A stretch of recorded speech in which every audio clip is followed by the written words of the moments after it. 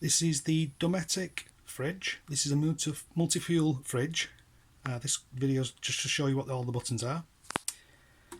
Okay, so you've got your on-off button here. All you basically do is just clicking on there. Just wait a couple of seconds. You can let go.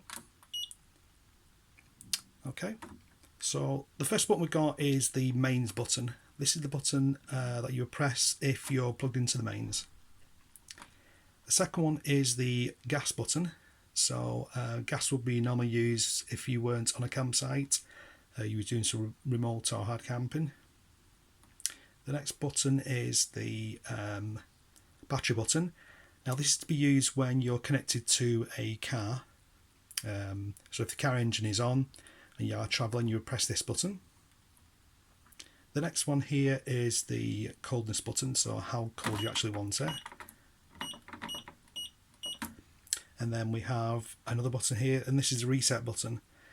If you was to select the gas and the gas went off because you run out of gas, or you've just basically switched and done the turn knob, this one here would flash and light up, and you would just press this one to reset it.